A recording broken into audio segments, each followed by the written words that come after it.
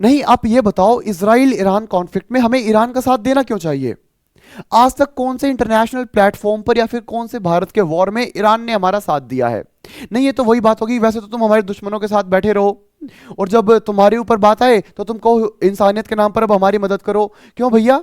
आपको पता होना चाहिए हमारे एनिमी कंट्रीज पाकिस्तान, चाइना, इन सबका एक बहुत बड़ा क्लोज पार्टनर है ईरान, और अब आप चाहते हो कि हम इन्हीं के साथ इन्हीं के खेमे में जाकर बैठ जाए। क्यों?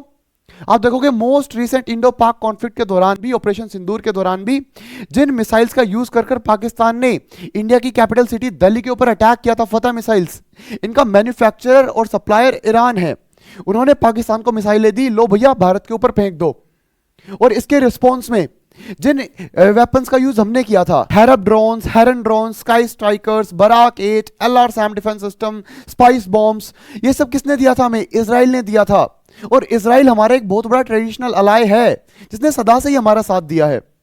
कारगिल वॉर के दौरान इकलौता देश जिसने ओपनली हमारा साथ दिया था वो था इजराइल। और ये वो समय था जब यूएस ने हमारे ऊपर सैंक्शन लगा रखे थे हमारे न्यूक्लियर प्रोग्राम की वजह से। इसके बावजूद भी हमारा Intel support, military support Israel ने हमें दिया, और फिर हमने जाके वॉर लड़ा था। और अब आप चाहते हो कि अब हम इसको डच करके कहां बैठ जाएं? ईरान के साथ बैठ जाएं। क्यों?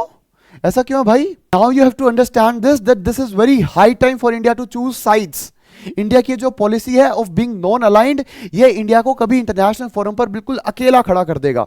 आप देखोगे इस समय के दौरान भी जो हमारी ट्रेडिशनल अलाइज थे वो धीरे धीरे इंडिया का साथ छोड़ते जा रहे हैं। भैया अगर आप किसी के लिए खड़े नहीं होगे तो आपके लिए कोई क्यों खड़ा होगा?